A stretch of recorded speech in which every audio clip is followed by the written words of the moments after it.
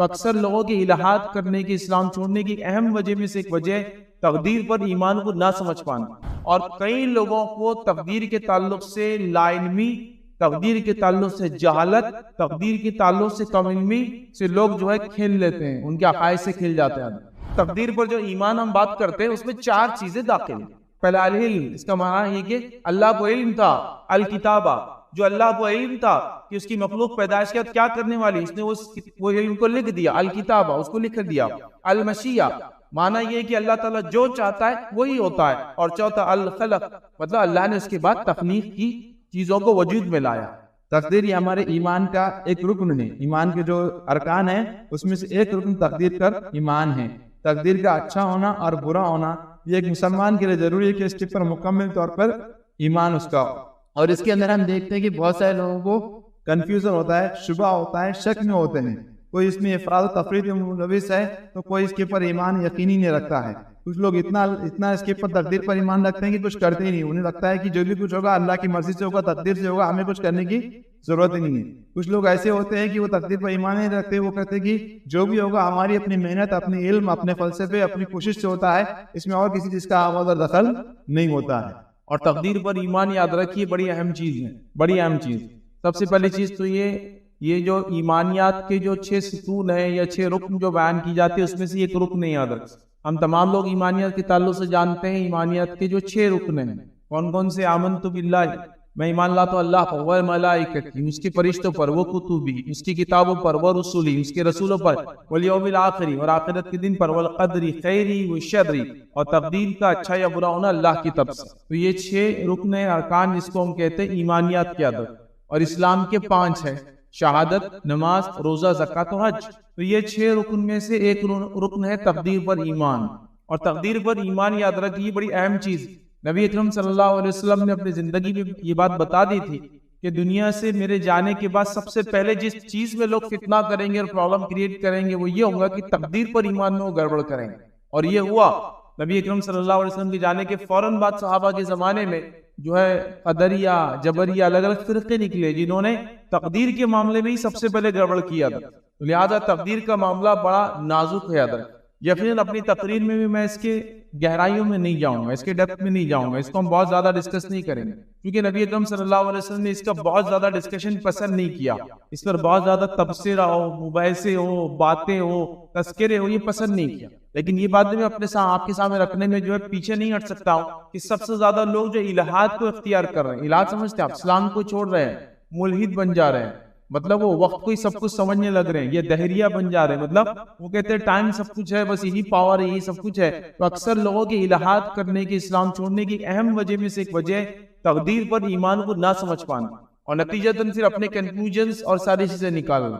میں ایک چھوٹا سا واقعہ سناتا ہوں۔ جب میں ایک چھوٹا لڑکا تھا، ایک مرتبہ میں سائیکل پہ جا رہا تھا، وہ سائیکل کا زمانہ تھا اور کرائے سے سائیکلیں ملتی تھی ہر جگہ، 8 آنے روپیے میں 1 گھنٹے کے لیے ایک سائیکل ملتی۔ میں نے ایک سائیکل لی اور ایک مقام سے دوسرے مقام گیا، راستے میں سائیکل پنکچر ہو گئی میری۔ اب پرابلم یہ تھا وہ کرائے کی سائیکل، میں ایک دکان پر گیا تو پنکچر کی سائیکل کی دکانیں بہت ہوتی تھی اس زمانے میں۔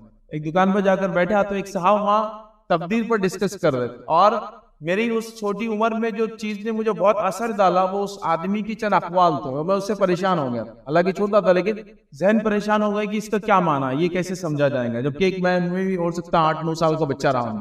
وہ تقدیر کا معاملہ بڑا سینسیٹیو یا ہٹ کرتا ہے۔ اور وہ شخص کیا بات کر رہا تھا بتایا، وہ شخص بیٹھا تھا اور 4-5 لوگ اس کے پاس سامنے بیٹھے تھے، وہ لوگ فری تھے اور یہ مدرس تھا اور ان کو درس دے رہا تھا، اور میں بھی بیچ میں آ گیا ایک چھوٹا بچہ، تو اب 6 لوگ ہو گئے جن کو 4-5-6 لوگوں کو درس دے رہا ہے۔ اور وہ کہنے لگا کہ روز قیامت جب اللہ رب العزت کے سامنے میں جاؤں گا تو میرے فجر کی نماز اور میرے نمازیں چھوڑنے کی اور زکوٰۃ نہ دینے کی مجھ سے پوچھ نہیں ہونے والی ہے۔ دوسرے لوگ بولنے والے واہ یہ کیا طریقہ ہے، بولے ہم کو بتا دو، پھر ہم بھی کیا کریں گے، وہ طریقے کو اپنا لیں گے تو پھر ہماری پوچھ نہیں ہوگی نہ فجر کی، ظہر کی، نہ نمازوں کی، زکوٰۃ کی، روزے کی۔ وہ آدمی بولنے لگا دیکھو یہ بات پہ تو سب کا ایمان ہے، تقدیر میں جو ہوتا لکھا ہے وہی ہوتا۔ سب نے بولے ہاں، میں بھی ایک چھوٹا بچہ، مجھے بھی یہ بات تو پتا تھی، بچپن میں مکتب میں یہ سب سیکھے تھی کہ تقدیر کا اچھا ہے برا ہونا اللہ کی طرف۔ سب نے کہا ہاں کہ اللہ تعالیٰ نے تقدیر میں لکھا۔ تو جب بولے میں فجر میں نہیں اٹھا تو میری تقدیر میں ہی لکھا ہوتا نہیں، اس لیے نہیں اٹھا. تو جب اللہ کے سامنے جاؤں گا سیدھا بولوں گا میں اللہ تقدیر میں تھا, تو نے لکھا تھا یہ تقدیر, تو میرے کو بخشنا تیری ضرورت ہے, اور اللہ رب العزت مجھے بخش دیں گا. اور یہ چیز ایک عمر نے مجھے ہٹ کر دی, مجھے کلک ہو گیا ہو, کیونکہ دیکھیں چور راستے مل جائے تو کس کو پسند نہیں آتے ہو. آسانی سے انکم کو کوئی بولتے کہ 1,00,000 2,00,000 بغیر محنت کی ملیں گے تو کس کو پسند نہیں آتا. تو یہاں تو آخرت میں اپنے آپ کو سیدھا بچانے کی بات ہو رہی تھی کہ میں تو سیدھا بول دوں گا کہ اللہ تقدیر میں تھا, اور تقدیر میں نہیں تھا بول کے میں نہیں. اب ایک چھوٹا بچہ ہونے کے ناطے مجھے بات کلک کر گئی. ہاں بالکل بات صحیح ہے نا, ہر چیز تقدیر میں, جو تقدیر میں وہی ہوتا ہے. تو تقدیر میں نماز نہیں ہوگی اس لیے میں نے نماز نہیں پڑھا, تقدیر میں روزہ نہیں ہوگا اس لیے میں نے روزہ نہیں رکھا. وہ چھوٹے ذہن میں یہ ساری باتیں نہیں آتی. اور کئی لوگوں کو تقدیر کے تعلق سے لا علمی, تقدیر کے تعلق سے جہالت, تقدیر کے تعلق سے کم علمی سے لوگ جو ہے کھیل لیتے ہیں, ان کے عقائد سے کھیل جاتے ہیں. تو تقدیر پر ایمان یہ بہت اہم چیز ہے, یہ ایمانیت کے جز میں سے ایک جز ہے, اور یہ بہت امپورٹنٹ ہے. یاد رکھیے اس کے ناقص ہونے سے ایمان ناقص ہو جاتا ہے, اس کے انکار کرنے سے آدمی کافر ہو جاتا ہے. جو 6 چیزیں اس میں ایمان لاتا ہے تو اس میں تقدیر ہے, اس کے انکار کرنے والا کافر, اس میں ایمان, اس کے اوپر ایمان میں کمزوری, ایمان میں کمزوری آتی, اور اس کے بغیر توحید مکمل نہیں ہوتی. اللہ پر جو ہمارا توکل ہے, جو توحید ایک اللہ کو ماننا ہے, وہ تکمیل کو نہیں پہنچتا. تو لہٰذا اس کے بارے میں انشاءاللہ آج چند باتیں میں آپ لوگوں کے سامنے رکھنے کی کوشش کروں گا. تو جتنے فتنے یاد رکھیے ابتدائی دور میں اٹھے, اور آج بھی جتنے لوگ نوجوان پڑھے لکھے جو الہات کی طرف جا رہے ہیں, وہ صرف اور صرف تقدیر پر ایمان درست نہ ہونے کے نتیجے میں ہوتا ہے. یاد رکھیں. اسی طرح جو ہے ہم دیکھتے ہیں, یاد رکھیے کہ آج جو ہم ٹاپک لیں گے اس کو بہت مختصر انداز سے میں رکھوں گا, اور اس میں کسی بھی قسم کی گہرائی میں ہم لوگ نہیں جائیں گے. جو باتیں سطحی ہیں, جو باتیں عام ہیں, جو باتیں آپ سمجھ سکتے ہیں, میں آپ کے سامنے رکھوں گا. ورنہ آپ کو اگر ڈیٹیل میں جانا ہے تو آپ کئی کتابیں پڑھ سکتے ہیں. میں سمجھتا ہوں میں نے کئی ٹاپکس پہ درس دیے اور کئی ٹاپکس پہ لوگوں کے سامنے باتیں رکھی ہے.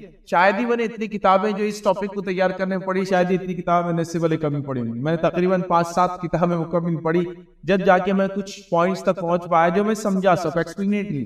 کیونکہ ظاہر سی بات ہے بنیادی دینی علم بڑا ضروری ہوتا ہے انسان کو, تب جا کے وہ کچھ چیزیں گہرائی میں سمجھ سکتا ہے. اور ظاہر سی بات ہے تقدیر کا معاملہ بہت نازک ہوتا ہے, کتابیں بھی بڑی کم ہیں, مقالے ہیں, چھوٹے چھوٹے بکلیٹس ہوتے ہیں, لیکن بہرحال امپورٹنٹ ہے اپنی جگہ ایشوز کو سمجھنا. یقیناً جو میں نے پڑھا وہ ساری باتیں میں آپ کے سامنے نہیں رکھوں گا. جو میں نے پڑھا اس کی وہ باتیں جو عمومی میری اور آپ کی زندگی سے, اور جو عموماً سب کو معلوم ہونا چاہیے, وہ باتیں آپ کے سامنے میں رکھنے کی انشاءاللہ عزیز کوشش کروں گا, تاکہ اس ٹاپک اور اس عنوان کو ہم سمجھیں اور ایمانیت کے اعتبار سے اس پر ایمان ہمارا مضبوط ہو. یاد رکھیں. آئیے نبی اکرم صلی اللہ علیہ وسلم کیا فرماتے ہیں, حدیث میں آتا ہے, یاد رکھیے حدیث روایت کے الفاظ اس طرح سے, آپ صلی اللہ علیہ وسلم فرماتے اور کہتے ہیں کہ مجھے بعد میں آنے والے زمانے میں اپنی امت پر سب سے زیادہ 3 باتوں کا ڈر ہے. آپ اپنی زندگی میں فرما رہے ہیں کہ مجھ سے بعد آنے والے لوگوں میں جو میری امت ہوں گی اس میں 3 باتوں کا مجھے بڑا ڈر ہے. پھر فرمایا اس میں سے یہ لوگ ستاروں پر ایمان لائیں گے. امت محمدیہ عقیدے کی کمزوری کے نتیجے میں ستاروں پر ایمان لائیں گے. یہ ستاروں پر ایمان لائیں گے, تقدیر کو جھٹلائیں گے, اور ظالم حکمراں آ جائیں گے. مطلب 3 ایسی چیزیں جو میرے جانے کے بعد آپ فرما رہے ہیں کہ مجھے آنے والے زمانے میں اس کا ڈر ہے. اس میں سے پہلا کیا ہے کہ یہ ستاروں کی جو ہے پرستش کرنے لگیں گے مسلمان. ستاروں کی پرستش سے مراد یہ نہیں کہ آپ ان کے سامنے جھک جائے, اس سے مراد یہ کہ آپ یہ سمجھے کہ ان کے آنے جانے سے ہمارے زندگی پر اثر پڑتا ہے, اولاد پر اثر پڑتا ہے, بزنس پر اثر پڑتا ہے. یہ بھی عبادت ہے.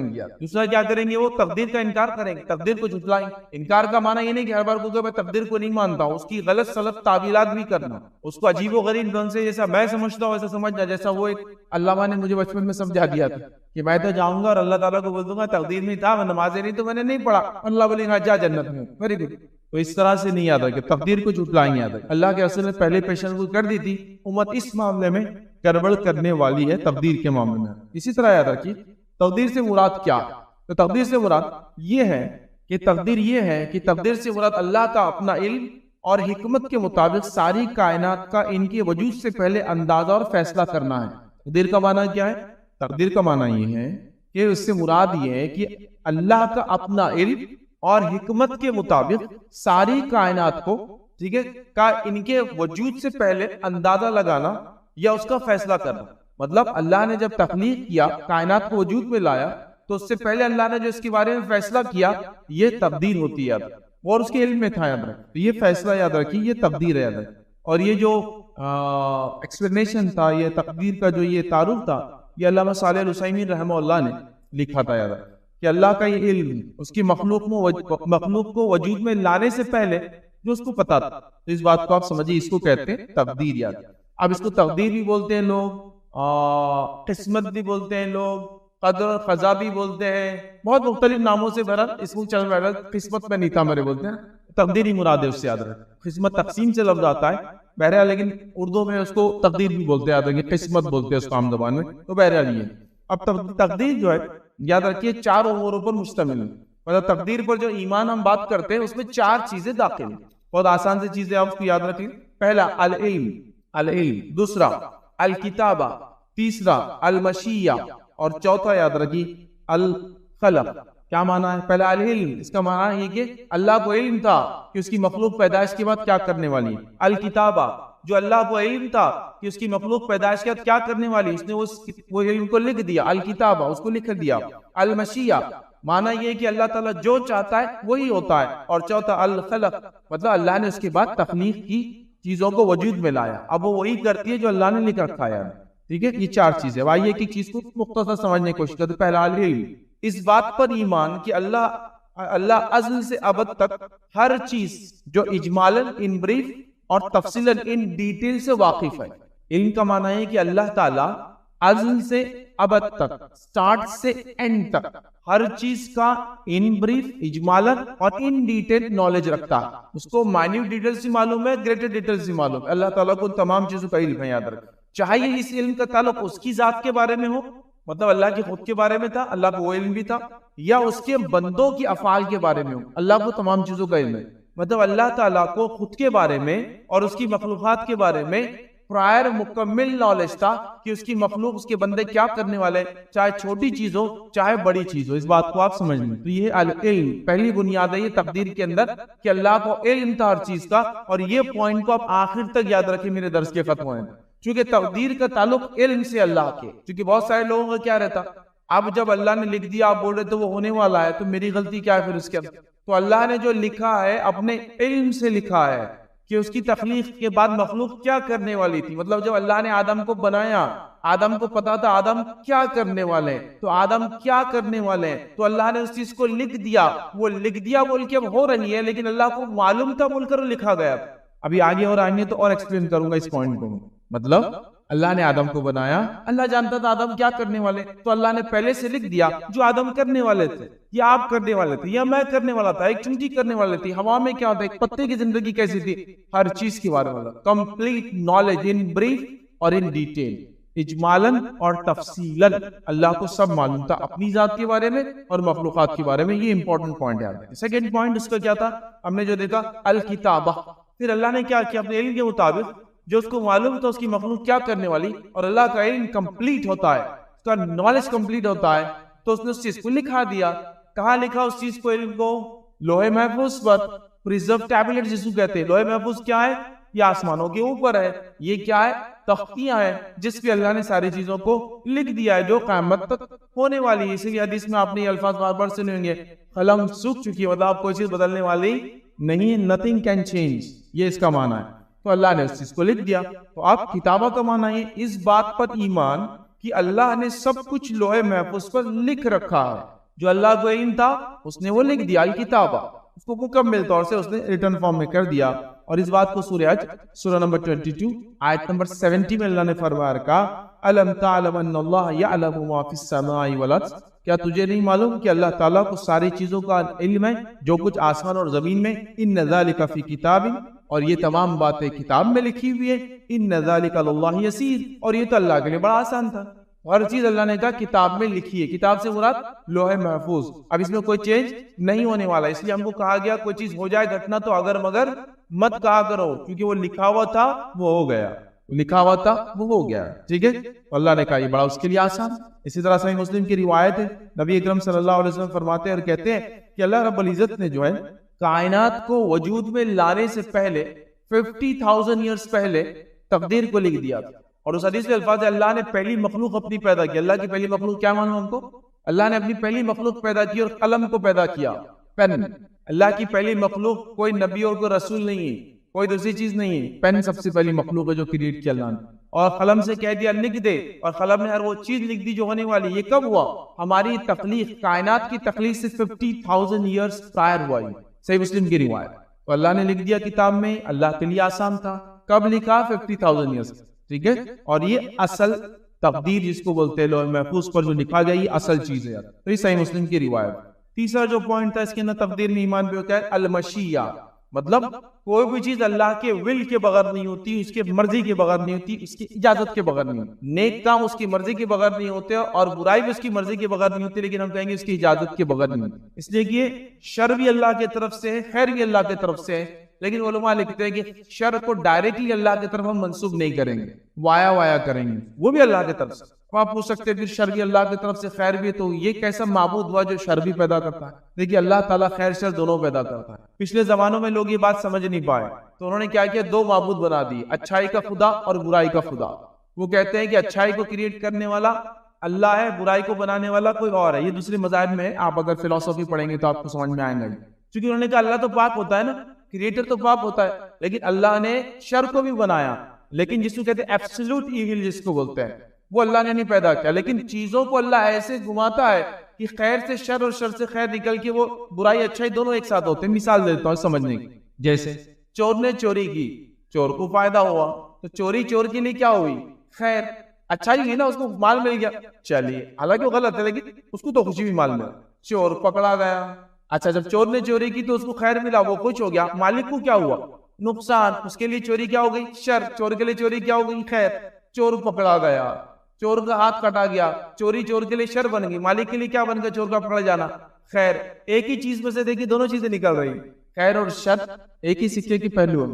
تو ایبسولوٹ ایول اللہ کی طرف کبھی منسوب نہیں کریں گے ہم کہ اللہ نے بنایا, لیکن شر بھی اللہ کی طرف سے. اسی لیے ہم دعا بھی کرتے نا, من شر ما خلق, اس شر سے حفاظت کر جو تو نے پیدا کیا. بات کو بھی سمجھنا. بہرحال چلیے اب یاد رکھیے تیسرا جو پوائنٹ ہے, اس بات پر ایمان جس کو کہتے ہیں المشیہ, اللہ کی مرضی کے بغیر کچھ نہیں ہوتا. اس بات پر ایمان کی تمام کائنات صرف اللہ کی مشیت, ول آف اللہ جو ہے اس سے وقوع ایگزسٹنس میں ہے. اللہ کی مرضی ہے بول کے ایگزسٹنس میں, ورنہ کوئی چیز وجود میں نہیں رہ سکتی. یاد رکھیے ایگزسٹنس میں ہے, خواہ اس کا تعلق اللہ کے خود اپنے اعمال سے ہو یا مخلوق کے افعال اور اعمال سے. مطلب چاہے اللہ خود جو کرتا ہے اس کا ایگزسٹنس بھی ان اعمال کا, اور جو مخلوق جو کچھ کرتی ہے اللہ کے مشیت کے بغیر نہیں ہوتا, اللہ کے اجازت کے بغیر نہیں ہوتا, اللہ کے مرضی کے بغیر بولتے نا پتا بھی نہیں ہل سکتا. بات بالکل صحیح ہے. تو سارے اعمال اور افعال اللہ کو پتا ہے, بندے کیا کریں گے خود اپنے بارے میں, اور اس کے بغیر کچھ نہیں ہوتا. یہ مشیہ ہے. تیسرا پوائنٹ یاد رکھیں, اور اس بات کو قرآن نے اس طرح سے بیان کیا. اللہ فرماتا اور کہتا ہے سورہ قصص سورہ نمبر 28 آیت نمبر 16 میں اللہ نے فرمایا وَرَبُّكَ يَخْلُقُ مَا يَشَاءُ وَيَخْتَارُ. اللہ فرماتا اور کہتا ہے اللہ جو ہے اور تیرا رب پیدا کرتا ہے جو چاہتا ہے اور چن لیتا ہے جس کو چاہتا ہے, جو چاہتا ہے اللہ کہتا ہے. دوسری جگہ فرمایا سورہ ابراہیم سورہ نمبر 14 آیت نمبر 27 میں وَيَفْعَلُ اللَّهُ مَا يَشَاءُ, اور اللہ جو چاہے وہ کرتا ہے, کوئی اس کے اوپر نہیں ہے, وہ کسی سے اجازت نہیں لیتا ہے, وہ جو چاہے کرتا ہے. ایک اور جگہ قرآن میں اللہ رب العزت سورہ آل عمران سورہ نمبر 3 آیت نمبر 5 اور 6 میں اللہ نے فرمایا کہا ان اللہ لا یخفى علیہ شیء فی الارض ولا فی السماء. اللہ تعالیٰ وہ ذات ہے جس سے کچھ بھی چھپا نہیں ہے جو آسمان اور زمین میں ہے. هو الذی یصورکم فی الارحام کیف یشاء, اور وہ جیسا چاہا اس نے تمہاری ماؤں کے پیٹ میں تم کو جو وجود بخشا. یاد رکھیں کیف یشاء لا الہ الا هو العزیز الحکیم. اور اللہ فرماتا ہے جس سب اور وہ سب پر غالب ہے اور کمال ہے, جس طرح چاہتا ہے اس نے, اس کے سوا کوئی معبود نہیں ہے, وہی حکمت والا ہے. تو یہاں اللہ رب العزت نے بات بیان کر دی کہ اللہ تعالیٰ سے کوئی چیز چھپی نہیں جو آسمان اور زمین. چوتھا یاد رکھیے پوائنٹ ہم نے دیکھا تھا وہ ہے الخلق, مطلب اللہ نے بھی تخلیق کی. پہلے اللہ نے جس چیز کو ہم نے دیکھا وہ تھا اللہ کا علم, اس کے بعد ہم نے دیکھا اللہ نے اس علم کو لکھ دیا, اس کے بعد ہم نے دیکھا ہر چیز اس کی مرضی سے ہوتی. چوتھا چیز اس نے تخلیق کو پیدا کیا, مطلب مخلوق کو پیدا کیا, تخلیق کی اپنی. ٹھیک ہے, اس پر ایمان کی پوری کائنات اللہ کی پیدا کردہ ہے, یہ اس کا معنی ہے. اس پر ایمان کی پوری کائنات اللہ تعالیٰ کی پیدا کردہ ہے. اللہ نے ساری کائنات کو پیدا کیا ہے, اور یہ بات اللہ رب العزت قرآن نے بار بار بیان کی. سورہ فرقان سورہ نمبر 25 آیت نمبر 2 میں فرمایا وَخَلَقَ كُلِّ شَيْءٍ فَقَدَّرَهُ تَقْدِيرًا. اللہ فرماتا کہتا ہے پھر اس نے ہر چیز کو پیدا کیا اور پورا اندازہ کیا اور اندازہ مقرر کیا. تقدیر ویسے عربی میں کہتے ہیں اندازے کو, پیمانے کو, اسی لیے اردو میں بھی یہ لفظ استعمال ہوتا ہے کسی مقدار میں, بولتے ہیں کچھ مقدار میں نمک ڈال دو. مقدار مانا اندازہ, تقدیر مانا اندازہ, لیکن اللہ کا اندازہ بھی 100% ایکوریٹ ہوتا ہے. اسی لیے اس کو تقدیر بولا جاتا ہے, بٹ وہ 100%. تو اللہ تعالیٰ نے فرمایا کہ وہ جو چاہے کسی چیز جو چاہے جس چیز کو پیدا کرتا ہے اور اس نے ہر چیز کو جو پیدا کیا پورا اندازہ مقرر کر کے پیدا کیا. ٹھیک ہے, تو یہ 4 چیزیں جو تقدیر کے اندر تھی, یاد رکھیے یہ تھا تقدیر پر ایمان, اور اس کے ایمان میں کیا کیا چیزیں ہونا, یہ 4 چیزیں تھی جو میں نے مناسب سمجھی پہلے آپ کے سامنے رکھ دی. اب آئیے کچھ باتیں کوشچن اور آنسر فارم میں لیتے ہیں اسی کے اندر, ایسا کیوں اور اس کا جواب کیا, ایسا کیوں اور اس کا جواب کیا, چونکہ تقدیر کا تعلق ایسا ہی ہے, ورنہ اگر تقدیر پر ایمان کیا ہے تو میں نے کمپلیٹ کر دیا, وہ 4 پوائنٹ تھے, وہی 4 پوائنٹ تھے. اب آئیے آگے بڑھتے ہیں. تقدیر سے ریلیٹڈ لفظ آپ نے سنا ہوگا نصیب, قسمت, تقدیر, قدر, اس کے بعد قضا. اور قدر اور قضا عربی میں کامنلی یوز ہوتا ہے تقدیر کے لیے. قدر اور قضا کا بیان, تقدیر کا بیان, اردو میں اس کو ترجمہ اس طرح کا, ٹھیک ہے, تو کئی الفاظ کے ساتھ ہوتے ہیں. اب قدر اور قضا کیا ہے وہ بھی ہم دیکھ لیں. قدر کا معنی ہے بنیاد, اور قضا کا معنی ہے بنیاد کے مطابق کھڑی کی گئی عمارت. جیسا مثال کے طور پہ قدر کہیں گے ایک بلو پرنٹ ہے, اور قضا کہیں گے اس بلو پرنٹ کے مطابق جو بلڈنگ بنتی ہے. جیسا کہ ایک آرکیٹیکٹ نے ایک پلان بنایا, جو پلان بنایا وہ تقدیر ہوا, اور جو پلان کا ایکسیکیوشن ہوا اس کو قضا بولتے ہیں. بولتے ہیں ان کی قضا نہیں تھی ابھی, اس لیے مرے نہیں ابھی, وہ ان کی قضا نہیں تھی تو وہ ختم ہو گئے. تو قدر مطلب جو اللہ نے پلان کیا, اور قضا جو اس کا ایکسیکیوشن ہوا, تو القدر والقضا اس کو بولتے ہیں. بس ایک سمجھنے کے لیے, بہت نہ بھی یاد ہے تو مسئلہ نہیں, لیکن بولتے ہیں نا تقدیر, قدر کی قضا آ گئی تھی. قضا آ گئی مطلب وہ جو پلان تھا اللہ کا ایکسیکیوٹ ہو گیا ان کے لیے جو تھا. تو تقدیر یہ بلو پرنٹ ہے, اور جو جس کو کہیں گے قضا, یہ جو اس کے اوپر عمارت جو کھڑی ہوتی, جو ایکسیکیوشن, وہ اس کا معنی یاد رکھیں. اب یاد رکھیے تقدیر کا تعلق یاد رکھیے عقیدے سے بہت گہرا اسلام سے, اس لیے کہ تقدیر پر ایمان مکمل جب تک نہ ہو توحید بھی ہماری مکمل نہیں ہوتی. یاد رکھیے اسی طرح جو ہے تقدیر میں جو لکھا ہوا ہے یاد رکھیے وہ ہو کر رہیں گا. لیکن ایک سوال لوگ اٹھاتے ہیں, پھر عمل کی کیا ضرورت, جیسے میں نے کہا ہم سوال جواب جیسا لیں گے پورے لیکچر. تقدیر ہم نے دیکھ لیا کیا ہے, اب تقدیر پہ لوگ سوال اٹھاتے ہیں کہ تقدیر میں جو لکھا ہے وہ ہو کر رہیں گا, عمل کی کیا ضرورت, کیوں عمل کریں ہم میں اور آپ, بیسک کوشچن ہے. تو ٹھیک ہے, آئیے اس کو ہم جواب دیکھتے ہیں. جامع ترمذی کی روایت ہے, نبی اکرم صلی اللہ علیہ وسلم کیا فرماتے سنیے کہ رسول اللہ صلی اللہ علیہ وسلم سے جو ہے کسی نے سوال پوچھا, اے اللہ کے رسول, جس دوا سے ہم علاج کرتے ہیں اور جن بچاؤں کو جو ہم جھاڑ پھونک کرتے ہیں, کیا ان چیزوں کے بارے میں ہم یہ نہ سوچ لیں کہ یہ تقدیر میں ہے ہمارے, تو پھر کیوں علاج کریں. مطلب کچھ بیماریوں کے لیے ہم علاج کرتے ہیں, جھاڑ پھونک کرتے ہیں, اس کے لیے جو دم کرتے ہیں, تو کیا وہ دم کرنا چھوڑ دے یہ سوچ کر کہ یہ تو تقدیر میں بیماری تھی. نبی اکرم صلی اللہ علیہ وسلم نے پھر کیا فرمایا, تب کہا کہ جو تم دم کرتے ہو یہ بھی تقدیر میں ہے تمہارے. مطلب کسی نے سوال کیا کہ ہم بیمار ہو جائے تو علاج کیوں کرائے, چونکہ جو تقدیر میں تھا وہ ہوگا. تو نبی اکرم صلی اللہ علیہ وسلم فرما رہے علاج کراؤ, چونکہ علاج کرانا بھی تقدیر میں ہے, علاج کرانا بھی تقدیر میں ہے. کیونکہ ہم سوال کر رہے ہیں کہ تقدیر میں جب لکھا ہے وہ ہوگا تو پھر ہم کیوں اس کی آگے کوشش کر. جیسا میں نے فجر میں نہیں اٹھا تو میری تقدیر میں ہوگا, میں گناہ کر رہا ہوں چوری تو میری تقدیر میں ہوگا, میں زنا کروں تو ہاں لکھا ہو تقدیر میں ہے آپ. لیکن اس بات کو سمجھنا ہے کہ تقدیر کا تعلق اللہ کے علم سے ہے, اس کے نالج سے ہے. جیسے مثال دے کے بات کو سمجھاتا ہوں, ایک آدمی آپ روڈ پر کھڑے ہیں, گاڑی کو کک مارتا ہے, ابھی کک کا مثال دینا تو غلط ہو جائیں گی, سیلف سٹارٹ کرتا ہے اور نکل جاتا ہے. تو میں دیکھ رہا تھا بول کر اس نے وہی کیا, یا وہ کر رہا تھا بول کر میں نے دیکھا. میں یہاں کھڑا ہوں, ایک جسٹ ایک جس کو کہیں گے ایک راستہ چلنے والا, اور ایک آدمی سامنے سے گاڑی کو سیلف مارتا اور چلا جاتا ہے. تو میں دیکھ رہا تھا بول کر اس نے یہ کیا, یا وہ کر رہا تھا بول کر میں نے دیکھا. آپ کہیں گے وہ کر رہا تھا بول کر میں نے دیکھا. تو ہم یہ کرنے والے تھے, اللہ نے وہ لکھ دیا بول کے ہم نہیں کر رہے. اس بات کو سمجھنا بہت امپورٹنٹ ہے. ورنہ یہاں کیا ہوتا ہے, تقدیر میں ہی ہے نا بھائی میرے, اب تم فجر میں اٹھے تھے کہ پٹھے نہیں, اب نہیں اٹھے تھے, تقدیر میں نہیں تھا. ماشاءاللہ دینی لوگ ہیں تو اب یہ بہانے لگیں گے, ارے آج تو تم نے فلاں ایک لڑکی کو چھیڑ دی, بھائی تقدیر میں تھا, اس کے بغیر تو دیکھو تم بھی جانتے میں بھی جانتا ہوں, میں چاہے بھی تو کسی کو چھیڑ نہیں سکتا, نہیں تقدیر میں نہیں ہو. اب اپن پڑھ رہے نہیں, ایگزام میں پڑھو, اب پڑھ کے کریں گے بھی کیا, اپنا ایمان تقدیر میں بہت وہ ہے, تقدیر میں ہوں گا پاس ہوگا تو ویسے بھی ہو جائیں گے, اور نہیں ہوں گا تو نہیں ہوں گے. یہ بہت کامن. تو میں یہ بتانا چاہتا ہوں, اللہ کو معلوم تھا اس کی مخلوقات کیا کرنے والی پیدا کرنے کے بعد اس نے وہ چیز کو لکھ دیا ہے.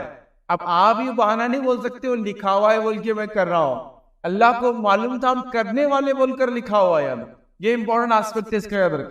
یہاں چپ کھاتے ہیں ہم, یاد رکھ, اور یہاں جو مغالطے میں چلے جاتے ہیں اور گڑبڑ کر جاتے ہیں.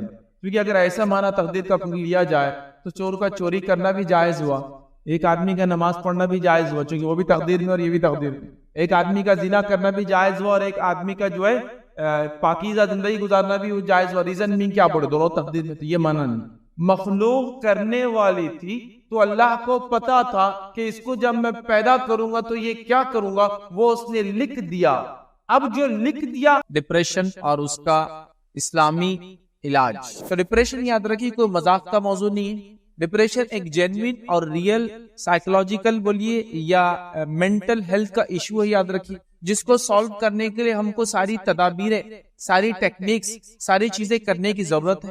ایک شخص جو اپنے حالات سے مایوس ہو جاتا ہے اور اس اداسی اور اس مایوسی کی وجہ سے اس میں اینگزائٹی پیدا ہوتی ہے, مطلب اس کے اندر جو ہے ایک قسم کی جس کو کہتے ہیں بے چینی پیدا ہوتی ہے, اور اس بے چینی کے نتیجے میں یاد رکھیے اس کو کبھی کبھار ذہنی تکلیف یا ذہنی تناؤ یا ذہنی بیماریاں بھی لگ جاتی ہے اور جسمانی بیماری بھی لگ جاتی ہے. تو گویا پتا چلا ڈپریشن ایک ذہنی بیماری ہے, ایک ذہنی کیفیت. اب یہ ذہنی کیفیت کو ہم کو قبول کرنا ہوگا کہ ڈپریشن کوئی چیز ہے. میں نے لوگوں کو یہاں تک دیکھا جب ان کے بارے میں ان سے ڈپریشن کے بارے میں کہا جاتا ہے تو وہ ہنستے ہیں دوسرے پر. یہ دیکھو کیا ہو جاتا اچانک, دیکھو ایسی کیسی فیلنگ آ جاتی. کچھ لوگ کمزور پڑ جاتے ہیں ڈپریشن کے سامنے اور وہ اپنی جان لینے کی کوشش کرتے ہیں. کچھ لوگ کمزور پڑ جاتے ہیں ڈپریشن کے سامنے, لانگ لائف وہ دوائیں کھاتے رہتے ہیں اور پریشان رہتے ہیں. تو ہمیں چاہیے کہ اس کے حل کی طرف بھی ہم ڈسکشن کریں. یاد رکھیں ڈپریشن کے لیے کوئی ایج فیکٹر نہیں ہوتا ہے, ڈپریشن کے لیے کوئی سیکس فیکٹر نہیں ہوتا ہے کہ مردوں کو ہوتا ہے عورتوں کو نہیں ہوتا ہے, عورتوں کو ہوتا ہے مردوں کو ہوتا ہے. اس میں کوئی ایج بار بھی نہیں کہ بچوں کو ہوتا ہے بڑوں کو نہیں ہوتا ہے, بڑوں کو ہوتا ہے بچوں کو نہیں ہوتا ہے. یہ بچوں کو بھی ہوتا ہے, بڑوں کو بھی ہوتا ہے, مردوں کو بھی عورتوں کو بھی ہوتا ہے. اس میں کوئی تمیز بھی نہیں ہے کہ مسلمانوں کو نہیں ہوتا دوسرے لوگوں کو ہوتا ہے, نہیں, یہ سب کو ہوتا ہے. ایمانی کمزوری کا ڈپریشن سے کوئی لینا دینا نہیں ہے, ایمانی کمزوری کا ڈر سے کوئی لینا دینا نہیں. کوئی سمجھے کہ کوئی انسان ڈرتا ہے تو وہ اچھا مومن نہیں ہے, ڈپریشن آتا تو اچھا مومن نہیں ہے. اینگزائٹی, گھبراہٹ بولتے دیکھیے عام طور سے اس کو, بہت کامن. تو یہ ٹینس ہونا یہ کوئی بری چیز نہیں ہے, یہ کوئی ایمان کے خلاف نہیں ہے, یہ کوئی اسلام کے منافی نہیں ہے, یہ کوئی عقیدے کی وہ نہیں. دو چیزیں بڑی اہم اس کے ساتھ ہوتی ہے, ایک ہوپ لیس ہو جاتا ہے اور دوسرا اپنے آپ کو ہیلپ لیس محسوس کرتا ہے. نتیجہ یہ ہوتا ہے یا تو اپنے ذہن پہ زیادہ فکریں لے کر اور بیمار ہو جاتا ہے, یا اللہ رحم کرے وہ یہ سوچتا ہے کہ اب چونکہ میں hope less and help less situation میں ہوں, بس اپنی جان لے لینا شاید یا اپنی جان کو نقصان پہنچا لینا شاید میری دفاع, میرے بچنے کا ذریعہ.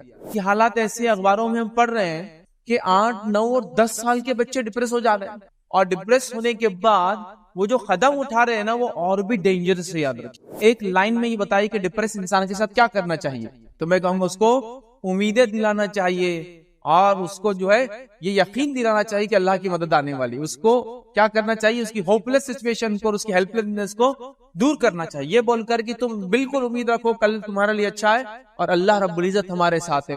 چھوٹی چھوٹی باتوں کو لے کر, چھوٹے چھوٹے ایشوز سے, چھوٹے چھوٹے واقعات, چھوٹے چھوٹے سانحات کو لے کر لوگ ڈپریس ہو جاتے ہیں, پریشان ہو جاتے ہیں, مایوس ہو جاتے ہیں, اور کبھی کبھی نوبت یہاں تک آ جاتی ہے کہ وہ لڑکے یا وہ لوگ خودکشی کرنے پر بھی آمادہ ہو جاتے ہیں. حالانکہ خودکشی ایک بہت بڑا گناہ ہے, کبیرہ گناہ ہے, اتنا کبیرہ گناہ ہے کہ اس کے لیے وہ شخص ہمیشہ جہنم میں رہے گا, یعنی اس کے لیے بہت لمبا عذاب ہوگا جو لوگ خودکشی کرتے ہیں. تو ذہنی تناؤ بہت ہی خطرناک بیماری ہے جو آج لوگوں کے اندر, مرد اور خواتین سبھی میں یہ پائی جاتی ہے. لوگ تھوڑی تھوڑی بات کو لے کے ٹینشن لیتے ہیں, پریشان ہو جاتے ہیں. میں سمجھتا ہوں ڈپریشن کیا ہے ہم تمام لوگ جانتے ہیں, ایک شخص جس پر اداسی چھائی ہوئی رہتی ہے, ایک شخص جو اپنے حالات سے مایوس ہو جاتا ہے اور اس اداسی اور اس مایوسی کی وجہ سے اس میں اینگزائٹی پیدا ہوتی ہے, مطلب اس کے اندر جو ہے ایک قسم کی جس کو کہتے ہیں بے چینی پیدا ہوتی ہے, اور اس بے چینی کے نتیجے میں یاد رکھیے اس کو کبھی کبھار ذہنی تکلیف یا ذہنی تناؤ یا ذہنی بیماریاں بھی لگ جاتی ہے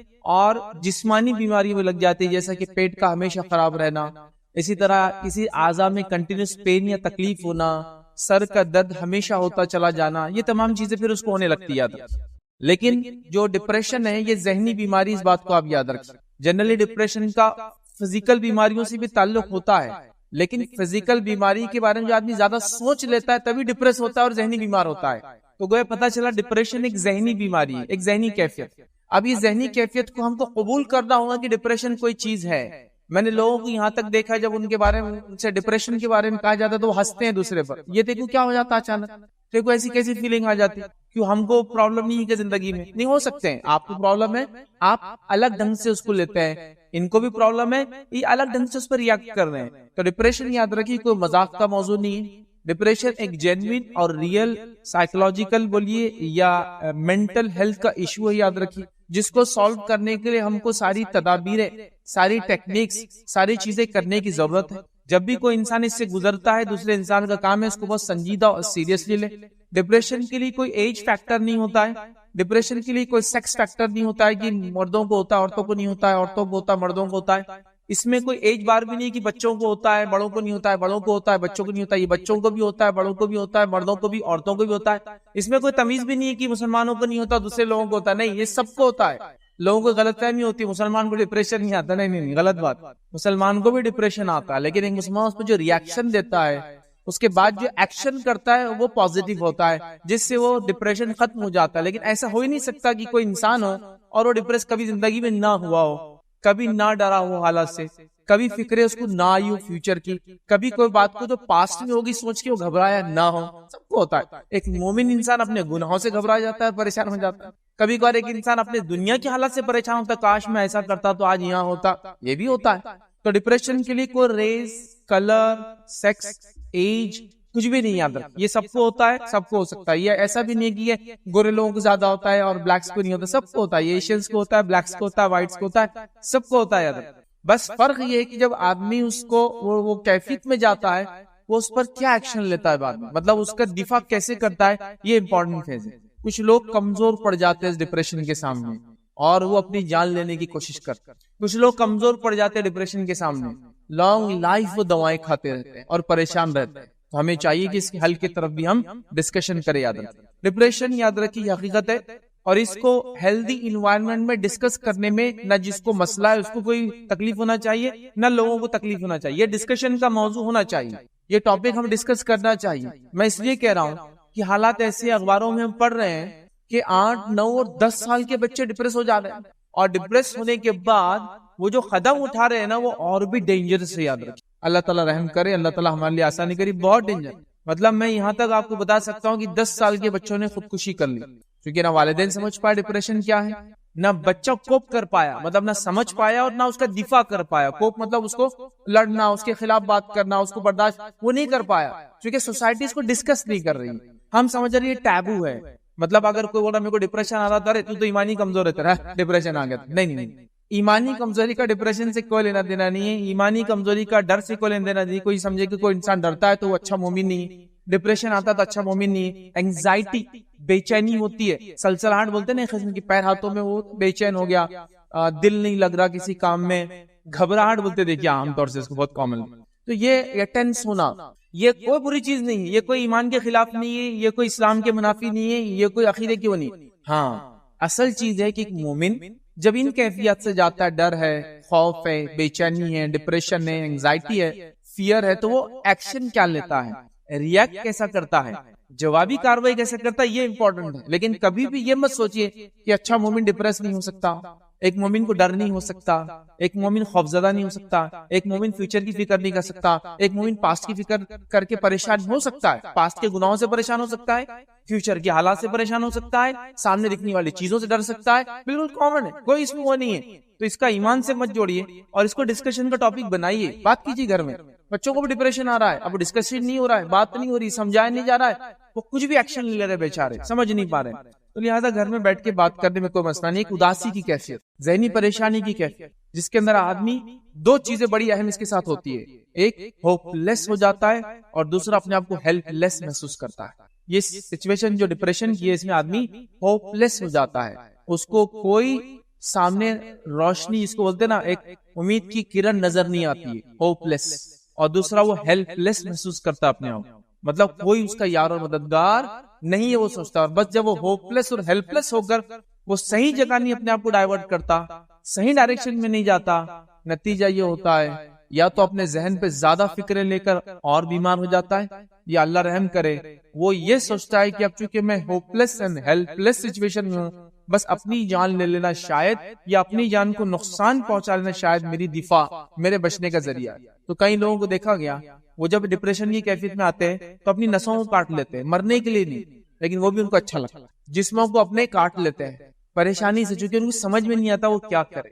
کبھی کبھار اپنے آپ کو پھر مارنے کی کوشش کرتے ہیں، اور ظاہر سی بات ہے جو ڈیٹا ہمیں ملتا ہے 10 لوگ اگر اپنے آپ کو مارنے کا اٹیمپٹ کرتے ہیں تو 4 لوگ ہی کامیاب ہو پاتے ہیں، لیکن وہ جو 6 بچتے ہیں نا وہ بہت بری زندگی گزارتے تھے. سمجھ لیجئے کسی نے اٹیمپٹ کیا کودنے کا، گرا اور بچ گیا، ہاتھ ٹوٹ گئے ہمیشہ کے لیے، پیر چلے گئے ہمیشہ. بہت ڈینجرس سچویشن ہوتی ہے. تو لہٰذا ڈپریشن کوئی مذاق نہیں ہے، ڈپریشن ایک سیریس ٹاپک ہے. ڈپریشن پہ ڈسکس کرنا کوئی بری بات نہیں. ڈپریس ہونا، فیوچر کے بارے میں ڈر جانا، پاسٹ کے بارے میں گھبرا جانا کہ ایسا ہوا تھا میرے سے کیوں ہوا، فلاں نارمل ہے. بٹ اب ہم اس کو کیسا دفاع کرتے ہیں یہ سب سے امپورٹنٹ چیز ہے، اس کو ہم دیکھیں. ڈپریشن کے نتیجے میں ذہنی کیفیت بدلتی، وہ تو ہے، کبھی کبھار جسمانی تکلیف، سر درد وغیرہ دیگر چیزیں بھی اس سے ہوتی ہے، پیٹ کا خراب رہنا یہ بھی اس سے اور یہ سچویشن ہیلپ لیس اور ہوپ لیسنس پیدا کرتی ہے جو سب سے ڈینجرس فیز ایک انسان کا. تو لہٰذا اگر کوئی ایک انسان مجھ سے پوچھے ایک لائن میں یہ بتائیے کہ ڈپریس انسان کے ساتھ کیا کرنا چاہیے، ایک لائن میں بتائیے، تو میں کہوں گا اس کو امیدیں دلانا چاہیے اور اس کو جو ہے یہ یقین دلانا چاہیے کہ اللہ کی مدد آنے والی. اس کو کیا کرنا چاہیے، اس کی ہوپ لیس سچویشن کو اور اس کی ہیلپ لیسنس کو دور کرنا چاہیے، یہ بول کر کہ تم بالکل امید رکھو کل تمہارے لیے اچھا ہے اور اللہ رب العزت ہمارے ساتھ ہے، وہ مدد کرنے والا ہے اور کل اچھا تھی. یہ ایک لائن میں یہ کام کرو اس کے ساتھ، کیونکہ یہی وجہ اس کی مین جڑ بنتی ہے جس کی وجہ سے اس کیفیت میں وہ چلا جاتا ہے. اب آئیے، ڈپریشن کسی کو زیادہ ہوتا ہے اور کسی کو کم ہوتا ہے، لیکن یہ زندگی کے ہر فیز میں سب کو ہوتا ہے. جیسے مثال کے طور پر اگر آپ چھوٹے تھے تو اس چیز کو فیل کر سکتے ہیں. آپ جب امتحان میں فیل ہو گئے تھے اور آپ کو گھر جانا تھا، کیا کیفیت تھی آپ کی؟ وہ ڈپریشن ہے. پہلی کیفیت رزلٹ دیکھتے ہی پیٹ میں گڑ گڑ گڑ چالو. اس کے بعد آپ گھر گئے تو کیا ہوتا ہے نا. تو وہ سچویشن میں کچھ بچے کیا کرے تھے معلوم، رزلٹ پھاڑ کے پھینک دے رہے. کچھ بچے کیا کرے، چھپ جا رہے، گھر ہی نہیں جا رہے. یہ وہ سب کے ساتھ ہوتا ہے. چلو رزلٹ چھوڑ دو، میں پڑھا لکھا نہیں ہوں تو میرے لیے کوئی ایگزام نہیں، چلو پڑھے لکھے نہیں تو دوسرا ایگزام. گھر میں کوئی چیز توڑ دی، اب ابا آنے والے شام میں، کیا سچویشن ہوتی تھی، اب آنے کے بعد پھٹکا دیتے کہ اور پورا دن ٹوائلٹ جا رہا، پریشان رہ رہا. کبھی یہ سوچ رہا چچا کے پاس چلے جاتا ہوں، ضد کر کے امی کو بولتا ہوں پڑوسی کے پاس چھوڑ دو، گھر میں دیر تک نہیں آنا، پھر چپکے سے آ کے نمازیں پڑھنا شروع کر دینا کہ ابا اگر دیکھے تو اچھا نماز پڑھ لے اس کے بعد دیکھتا. ٹھیک ہے، لیکن تھوڑا ان کا غصہ کم ہو جاتا. تو وہ جو اس ٹائم میں جو کیفیت تھی وہ ڈپریشن، وہ ڈر ہے، ساتھ میں امید کا کم ہونا ہے، ساتھ میں اس کے بعد کوئی مددگار بھی نہیں ہے. میں نے چیزیں ایسی توڑا کہ امی بھی اب ہیلپ نہیں کرنے والے. ہوپ لیس اور ہیلپ لیس سچویشن. تو ریزلٹ کو یاد کر لیجئے. چلیے اب وہ تو بچپن کا فیس، ایک بڑی عمر میں ہوتا ہے. انسان کسی سے محبت کر بیٹھا، اب وہ اس کو نہیں ملا، ہوپ لیس اور ہیلپ لیس. آدمی سوچتا ہے کہ اب میرے لیے زندگی جینے کی، چونکہ یہ کیسز میں کئی لوگ خودکشیاں کر لیتے ہیں، وہ بھی اپنے آپ کو مار لیتا ہے، یہ بھی اپنے آپ کو مار لیتا ہے. ہوپ لیس اور ہیلپ لیس ہو گئے. ان کو لگا کہ اب دنیا میں کوئی چانس نہیں ہے کہ ہم لوگ واپس سے مل سکیں. حالانکہ ڈسکشن کے لیے کئی پوائنٹس یاد رکھیں، چونکہ ٹاپک ابھی وہ نہیں ہے تو میں اس میں نہیں جاؤں گا. بٹ ہر ایشو کے لیے ایک سولوشن ہے، ڈسکشن ہے، بات چیت ہے. یہ نہیں کسی انسان کے ساتھ بچپن میں کوئی ایسی چیز ہو گئی ہو جو وہ سنا نہیں سکتا، اب بڑے ہونے کے بعد اس کو احساس ہوتا ہے میرے ساتھ جو ہوا تھا غلط ہوا تھا، وہ جو فکروں میں جیتا ہے نا وہ ڈپریشن. تو یہ زندگی میں سب کے ساتھ ہوتا ہے، کسی کو تھوڑا، کسی کو زیادہ، کسی میں کم علامت ہے، کسی میں زیادہ علامت ہے، لیکن سب کے ساتھ ہوتا ہے. کوئی اس سے مستثنا اور ایکسپشنل نہیں ہوتے، اس بات کو یاد رکھیں. حتیٰ کہ انبیاء علیہ الصلوۃ والسلام فکریں کر رہے ہیں، قوم و ملت کے بارے میں سوچ رہے کل کیا ہوں گا، دشمن سامنے کھڑا ہے فکریں کر رہے ہیں، دعائیں کر رہے ہیں، ہے نا. لیکن وہ اس کو جو ریاکٹ کر رہے ہیں نا، اس پہ جو ایکشن لے رہے ہیں بہت انپورٹنٹ ہے. یاد رکھیں موسیٰ علیہ الصلوۃ والسلام کو مثال کے طور پہ لے لیجئے.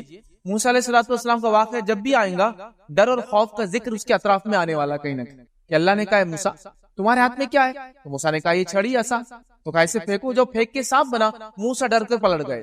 تو خوف ایمان کے خلاف نہیں ہے، موسیٰ علیہ السلام ڈر گئے. اتنے برگزیدہ نبی ہے، اللہ کے اولو العزم پیغمبروں میں سے ایک. کون کون ہے اللہ کے اولو العزم پیغمبر؟ 5. نوح علیہ الصلوۃ والسلام، ابراہیم علیہ الصلوۃ والسلام، موسیٰ علیہ الصلوۃ والسلام، عیسیٰ علیہ الصلوۃ والسلام اور محمد صلی اللہ علیہ وسلم اولو العزم پیغمبر. اور ڈر کا لفظ تقریباً 5 مرتبہ ڈر کا لفظ ان کے ساتھ آیا. ڈرنا وہ نہیں، اور ڈر کے بعد پھر اسٹریس، اینگزائٹی، اینڈ آدمی ڈپریس فیل کرتا ہے. یہ اس کا پروسیس سے یاد رکھیں. ڈرنا کوئی بری چیز نہیں. ہاں ڈر کو کیسے ایکشن لیا موسیٰ علیہ الصلوۃ والسلام نے، وہ ایسا. نبی اکرم صلی اللہ علیہ وسلم دشمن کا خوف ہر طرف وہ رکھ، اللہ پہ توکل رکھ کر دشمن کا دفاع کرنے کی کوشش کر رہے جو کچھ اویلیبل ہے. تو آپ جو ایکشن لیتے بہت امپورٹنٹ ہے، بہت امپورٹنٹ. اور اللہ کا بہت بڑا فضل ہے، امت مسلمہ کے پاس وہ ٹیکسٹ موجود ہے، وہ چیزیں موجود ہے جو افسوس کی باتیں دیگر لوگوں کے پاس موجود نہیں ہے، جس پر ہم کو فخر ہونا چاہیے کہ ہمارے پاس اللہ رب العزت کی کتاب، اس کا کلام اور نبی اکرم صلی اللہ علیہ وسلم کی احادیث موجود ہے، جس میں ہر مسئلے کا حل ہے. یاد رکھیے اس کو سمجھنے کی ضرورت. اب ڈپریشن کے جو ٹائپس ہوتے ہیں، الگ الگ ڈپریشن کے جو ٹائپ ہوتے ہیں وہ 3 بتائے جاتے ہیں. اس سے پہلے کہ ہم ٹاپک میں اور آگے بڑھے، میں یہ بات بتا دوں کہ میں ڈپریشن کا اسپیشلسٹ نہیں ہوں، نہ ہی میں کوئی ڈاکٹر کی ڈگری ہولڈ کرتا ہوں. میں آج ڈپریشن کے بارے میں جو کچھ نالج مجھے ملا وہ ساتھ میں اسلامک نالج اٹیچ کرنے کی کوشش کروں گا. وہ میرا اسلامک نالج میری اپنی خصوصیت رہیں گی. باقی ساری چیزیں جو میں نے دیکھی آپ کے سامنے بیان کر رہا ہوں کہ ایسا بتایا جاتا ہے, یہ اس کے طریقے ہو سکتے ہیں. تو 3 اس کے ٹائپس. ایک بایولوجیکل ڈپریشن ہوتا ہے, جینیٹیکل, والدین کو تھا, بچوں میں بھی وہ کیفیت آ جاتی ہے. ایک ڈپریشن کی ہوتی ہے فزیکل ڈپریشن, جو بیماری کی وجہ سے, پین کی وجہ سے, سمجھ رہے آپ, اس وجہ سے آتی ہے کہ آدمی کنٹینیوس بیمار ہے تو وہ اپنے آپ کو سوچتا ہے کہ اب میرا علاج نہیں ہو, ڈپریس ہونا چالو ہو جاتا ہے. یا کوئی پین ہے, النس ہے, ڈیسیز ہے, یا کوئی اس کو کنٹینیوس مارتا ہے یا اس کو کچھ کرتا ہے تو اس سے جو کیفیت پیدا ہوتی ہے وہ فزیکل کہیں گے ہم. اور تیسرا ہوتا ہے, یاد رکھیے, سوشل ایشوز کی وجہ سے آدمی ڈپریس ہو جاتا ہے. ہم میں سے اکثر لوگ یہ تیسرے اس کے شکار زیادہ رہتے ہیں. سوشل ایشوز, وہ مالدار کیسے, ہم کیوں نہیں ہیں, اس کو کیسے مل گیا, ہم کو کیوں نہیں ملا, ڈپریس. ہمارے اکثر لوگ رہتا, اب تو سوشل میڈیا کر ڈال دو تو میرے کو لائکس کیوں نہیں ملے, اب میں دنیا سے چلا جاتا. میرے ویڈیو کو اتنی محنت کر کے بنا, کوئی دیکھ رہا نہیں, اب میرا کیا جی کے فائدہ, یہ بھی ہو گیا آج کل. اور اللہ رحم کرے, کئی لوگوں نے جو مشہور سوشل میڈیا کے اوپر اس ٹائپ کے ورک کرتے تھے, خودکشیاں کی, کیونکہ ان کو لگا کہ اب جی کر کیا فائدہ, جب اتنے ویوز نہیں آئے, اتنا پیسہ انویسٹ کر دیا گیا, فلاں ہو گیا, ڈپریس ہو گئے, بیماریاں ہو گئی, پتہ نہیں. ان کو لوگ پوچھ رہے ولاگ تمہارے کیوں نہیں آ رہے, ویڈیوز کیوں نہیں آ رہے, تو پھر ایک ولاگ آ رہا بالکل پریشان حال, دواخانے میں پڑے, ہو رہا ہے. سوشل ایشوز ہمارے لیے سب سے زیادہ ہٹ کرتے ہیں یا ہٹ کرتے ہیں. جیسا مثال کے طور بیٹی کا نکاح نہیں ہو رہا تو ماں کا ڈپریس ہو جانا, ٹھیک ہے, اس لیول تک مت جاؤ کہ اپنے آپ کو جو ہے ہوپلیس بنا لو. نہیں, ویسا اللہ نے اولاد دی ہے, اللہ مسئلے حل کریں گے انشاءاللہ, ٹھیک ہے. کچھ لوگ اپنے شوہر کی وجہ سے پریشان ہو کے ہو جاتے ہیں, تو سوشل ایشوز زیادہ حاوی ہم پر, یہ بات آپ ذہن میں رکھ لیں, یاد رکھیے, ٹھیک ہے. اب یاد رکھیے ڈپریشن کے تعلق سے یہ کیوں ہوتا ہے یا اس پہ ہم نے کیسا ریئیکٹ کرنا چاہیے. ایک مثال دے دیتا ہوں یہ بات کو سمجھنے کے لیے. اب میں ٹریفک میں ہوں اور ٹریفک میں میری گاڑی پھنس گئی, اب کیا کر سکتا ہوں میں, دیکھیے, پہلی چیز اپنے دونوں ہاتھ اٹھاؤں اور اسٹیئرنگ پہ ماروں. میرے کو جلدی جانا تھا, میرے ساتھ کیوں ہوا, کانچ پر ماروں, پیچھے والے گالیاں دوں, آگے والے کانچ کھول کے گالیاں دوں, سڑک والوں کو بولوں ان کو ہٹاؤ رے, فلاں کرو, اور اپنے آپ کو پریشان کر لوں. جو اچیو کرنے جا رہا تھا وہ بھی ہاتھ سے گیا, اور جو یہاں مسئلہ تھا وہ بھی کریٹ ہو, ایک طریقہ. پھر گاڑی نکالا, اس کو ڈائریکٹ مار دیا جا کر, چونکہ اب وہ آؤٹ آف کنٹرول ہو گیا. اور ایک طریقہ ہے ٹریفک جام ہو گیا, چلو اللہ کی طرف سے, اب بیٹھو بات کرتے ہیں, چلو ڈسکس کرتے ہیں. کوئی چیز, 2 ٹائپ کے ریئیکشن ہیں آپ ٹریفک جام میں, آپ دونوں دے سکتے. یا تو صبر کر لو, یا تو بڑبڑ کر کے اپنے آپ کو پریشان کرو, فرسٹریٹ ہو جاؤ کہ یہ کیوں ہوا میرے ساتھ کیوں ہوتا, ہر بار ہوتا, جب بھی کامیابی رہتی میرے ساتھ یہ ہو جاتا. تو دونوں میں سے کوئی ایک چیز آپ کرنا, تو یہ آپ سمجھ لیں, یاد رکھیں آپ کیسے ریئیکٹ کرتے ہیں ڈپریشن کی کنڈیشن میں, وہ بہت امپورٹنٹ ہے, اس چیز کو یاد رکھیں, ٹھیک. اب آئیے, ڈپریشن کیوں ہوتا ہے, یاد رکھیے, اس کے لیے 4 اہم وجوہات ہیں, اور ان چاروں وجوہات کے اندر ہی انشاءاللہ ہم چلیں گے. 3 طریقوں سے ہوتا ہے اور 4 وجوہات سے ہوتا ہے, اور یہ 4 وجوہات میں نہیں دے رہا ہوں, یہ 4 وجوہات میں جو ہے ایک بڑے مشہور طبیب گزرے ہیں جن کا نام ابو زید بلخی رحمہ اللہ ہے. انہوں نے اپنی کتاب میں تقریباً 11ویں صدی میں لکھا تھا, وہ آج سے 1000 سال پہلے انہوں نے ڈپریشن کے ریزنز گنے تھے. اور آج بھی میں نے کچھ ڈاکٹرز کے کمنٹس ان کے اس کتاب اور ان کے اس مقالہ انہوں نے جو لکھا تھا اس زمانے سے پڑھا ہوں, وہ کہتے ہیں کہ یہ 4 سے علاوہ 5واں ریزن اب تک نہیں ملا ہم کو, یہ ریزن ہے واقعی. اور پھر ہر ریزن کو کیسے ختم کرنا وہ پورا لکھتے ہیں اپنے تھیسس کے اندر. تو گویا مسلمانوں نے کبھی بھی اس چیز کو ایزی نہیں لیا, 1000 سال پہلے بھی سے محنت کی گئی ہے آج تک. بلکہ ایک صاحب کا تو میں انٹرویو دیکھ رہا تھا جو کہ آکسفورڈ کے اندر ایک ڈاکٹریٹ کا اپنا ریسرچ پیپر پیش کر رہے تھے, تو انہوں نے کہا اس سے ڈیٹیلڈ ریسرچ اس زمانے سے لے کر اب تک ہوئی نہیں. تو یہ کیا لکھتے ہیں 4 ریزن, وہ ریزن آپ کے سامنے رکھتا ہوں, اور یہ ریزن کے اندر باقی سب چیزوں کو ڈالیں گے ہم لوگ, ٹھیک ہے. وہ کیا ہے, پہلا وہ لکھتے ہیں ڈپریشن کا پہلا ریزن ہے سیڈنس, غمگین ہو جانا. ابھی غمگین کیوں ہوتا ہے, وہ کئی ریزن ہے. کوئی مر گیا تو, کوئی چیز کھو گئی تو, کوئی چیز ملنے کی امید تھی تو نہیں ملی تو ہوتا ہے, کوئی اچھی چیز ہاتھ سے نکل گئی تو, کوئی پاسٹ کی چیزوں کو یاد کر کر کے آدمی سیڈنس, سمجھے نا, غمگین ہو جاتا ہے کہ میں نے ایسا نہیں کرنا تھا یار, میرے سے چوری ہو گئی, میرے سے زنا ہو گیا, میں نے فلاں کی تھی, اب وہ بس سوچ رہا ہے. تو غم کی ساری چیزیں اب ڈال لیجیے اس میں. یا پھر غم اس چیز کا کہ باپ ہے, کاش میری بیٹی کو یہاں نہیں رہتا, کتنا ظالم شوہر مل گیا, بس سیڈنس, غم پہ پڑا بیچارہ. تو غم سب سے اہم ریزن ہے, وہ لکھتے ہیں یاد رکھیں, ٹھیک ہے. دوسرا ریزن کیا لکھتے ہو, دیکھیے ڈپریشن کا, وہ لکھتے ہیں اینگر, غصہ. غم کے بعد غصہ بہت, اور اکثر لوگوں کو جو عمومی ڈپریشن آتا نا غصے سے ہی آتا. بچے نے غلطی کر دیا, اتنا چلاتے اتنا غصہ کرتے اور اپنے آپ کو پریشان کرتے. مطلب غلطی سامنے والے کی, چلاؤ آپ, ہارٹ بیٹ آپ کی بڑھے, پلپیٹیشن آپ کی بڑھے, دواخانے آپ جاؤ, اور پورا گھر بولتا ہے ان کو غصے مت لاؤ, ان کو ہٹا جاتا, ان کی یہ بڑھ جاتی, ان کی نس پھڑکنا شروع ہو جاتی, ان کو یہ ہو جاتا. غصہ کیا کچھ نہیں کراتا, اکثر جرائم کا ریزن غصہ ہے. دنیا میں جتنے جرائم ہوتے ہیں نا اس کا میجر کاز غصہ ہے سر. غصے میں ہاتھ اٹھایا, کاغذ زیادہ لگ گئی, آدمی مر گیا. غصے میں گاڑی چلایا, مارنے کے لیے اتنی گاڑی سامنے والے پہ چڑھ گئی, کئی لوگ ختم. غصے میں تو غصہ ریزن ہے تو لکھتے ہیں. دوسرا اینگر, غصہ مت کیجیے, پھر خاموں کا غم زدہ مت ہوئی. تیسری چیز لکھتے ہیں وہ anxiety and fear of future, جس کو ہم کہیں گے کہ بے چینی اور تشویش آگے کیا ہوگا. اینگزائٹی اور فیئر مطلب جس کو کہیں گے بے چینی اور تشویش فیوچر کے بارے میں. جیسا کہ اب میرے کو 3 بیٹیاں, اب کیسا ہوتا کہ ایک بیٹی کے جلدی نکاح لوگوں کے نہیں ہو رہا, میرا کیا ہوں. سوچ سوچ سوچ اور بیمار. ابھی ریزلٹ تو اپن نے تیاری تو بہت کر لی اچھی, لیکن 12th میں ہوتا کیا پتا, نیٹ دے پاتا نہیں پاتا میں, JEE کریک کر پاتا نہیں کر پاتا میں, سول سروس میں جا پاتا نہیں جا پاتا میں, اور وہ اتنی محنت سے رائگاں چل جاتی ہے خراب سوچ کی وجہ سے, جو جس ٹائم نہیں آنا چاہیے تھا جب آ جاتی ہے. ہاں ایگزام دینے کے بعد آئے سوچ الگ بات ہے, وہ ایگزام سے پہلے آگے ایگزام برباد کر دیتی ہے آپ. تو یہ بہت بڑا مسئلہ. اب کل جاب کا کیا ہوتا کہ اتنے تنخواہ میں میری زندگی نہیں چل سکتی. فیوچر مستقبل کا سوچ کے بے چین, اور یہ بہت زیادہ لوگوں کو ہوتی, اسپیشلی جو عمر میں پہنچ جاتے ہیں نا, جیسا بیوی اکیلی یہاں رہ رہی ہے, شوہر باہر کام کر رہا ہے, اس کو بڑی فکر ہوتی بچوں کو کیسا پالوں, بچوں کو کیسا رکھوں, ان کو کیسا چلاؤں. یا ذمہ داریاں زیادہ ہونے سے ایک مرد کو یہ ہو جاتا ہے. یا پھر فیوچر کا سوچ کے کہ اب میرے کو اگر تنخواہ نہیں بڑی تو کل کیا ہوگا, بیماریوں کا علاج کیسا ہوگا, امی کا فلاں کیسا, بہن کا فلاں کیسا, یہ سب فیوچر اینگزائٹی تشویش جو مستقبل کے بارے میں, فیوچر کے بارے میں. اور چوتھی چیز وہ لکھتے ہیں جو ڈپریشن آتا ہے اس کی وجہ لکھتے ہیں obsession. obsession کا کیا معنی ہے, غلبہ, جنون کوئی چیز کو حاصل کرنے کا. مجھے اس سے محبت ہے, مجھے اس کو حاصل کرنا ہے, obsession. مجھے اتنا مال چاہیے, میں حاصل کر کے رہوں گا, obsession. مجھے وہاں اس پوزیشن تک پہنچ کے رہنا چاہے کچھ بھی ہو, obsession. نہیں ملا جی کر کیا فائدہ, نہیں ملا اب زندگی کا کیا فائدہ, obsession. پانے کی چاہت, کسی چیز کو حاصل کرنے کی ایسی جد و جہد کہ نہ ملے تو آدمی ڈپریس ہو جائے. جیسا ایک بچے نے محنت کی اور اس کا یقین تھا کہ اس کو فلاں کورس میں ایڈمیشن مل جائے گا, جنون کی کیفیت, اور نہیں ملا, آدمی پریشان ہوتی. یہ بھی بڑی امپورٹنٹ. تو لکھتے 4 ہی وجوہات, بڑی اہم وجہ ہے. میں سمجھتا ہوں غم پہ کنٹرول کر لیجئے, غصے پہ کنٹرول کرنا سیکھ لیجئے, فیوچر کی بے چینی کے لیے تقدیر پر ایمان مضبوط کر لیجئے تو وہ ختم ہو جاتا ہے. اور جس کو کہیں گے obsession, جنون جو ہے, اس کو یہ بات یاد رکھ لیجیے, جتنا میری تقدیر میں اتنا ملنا ہے, تو لہذا بہت زیادہ جنونی ہونے کی ضرورت نہیں ہے. تو آپ دیکھیے سلوشن ہر چیز کا, ہر پوائنٹ پہ میں کہیں آیتیں اور کہیں احادیث رکھ سکتا ہوں, لیکن ابھی وقت نہیں ہے تو میں بہت پریسائز رہوں گا اپنے ٹاپک پر جو میں آپ کے سامنے رکھنا چاہتا ہوں. تو 4 وجوہات ڈپریشن کی سامنے آ گئے.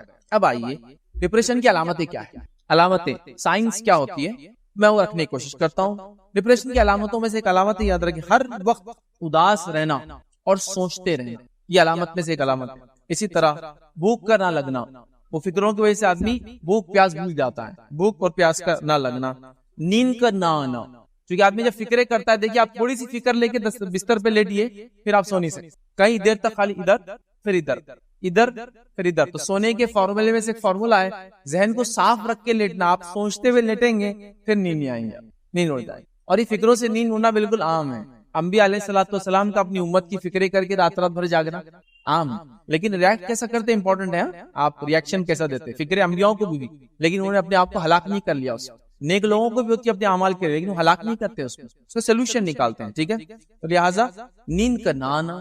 اسی کی علامت میں سے ہے کہ جسمانی یا ذہنی کمزور اور تھکان کا ہو جانا, جبکہ اس ایج میں آدمی اتنا تھکتا نہیں, ذہنی کمزور نہیں ہوتا ہے. کسی کام میں کنٹینیوسلی دل نہ لگنا, بالکل دل اچاٹ ہو گیا بولتے اردو کے اندر, کوئی کام میں میرا دل نہیں لگ رہا, میں مایوس, اور یہ مایوسی کی وجہ سے ہوتا ہے. جب آدمی مایوس ہوتا ہے تو کسی کام میں دل نہیں لگتا. ٹھیک ہے, اسی طرح جو ہے خود کو کمتر سمجھنا, انفیریورٹی کمپلیکس, ہمیشہ میرے سے نہیں ہوگا, میرے کون دیکھیں گا, میرے میں تھوڑی صلاحیت ہے, میں تھوڑی کر سکتا ہوں, اللہ تھوڑی میرے سے راضی ہوں گا, اللہ میری بات تھوڑی سنیں گا. اللہ کے بارے میں بھی, پبلک کے بارے میں, سب کے بارے میں کیا ہے اس کا انفیریورٹی کمپلیکس. تو یہ بھی ہو جاتا ہے, خود کو کمتر سمجھنا. دوسرا یاد رکھیے خود اعتمادی کا ختم ہو جانا, کانفیڈنس ختم ہو جاتا ہے ایک انسان کا. کوئی بھی کام آپ اس کو دیں گے, اس کے پاس کوئی کانفیڈنس نہیں گا کام کرنے کے, تو کانفیڈنس کا ختم ہو جانا یاد رکھیے, یہ بھی اس کی علامت ہے.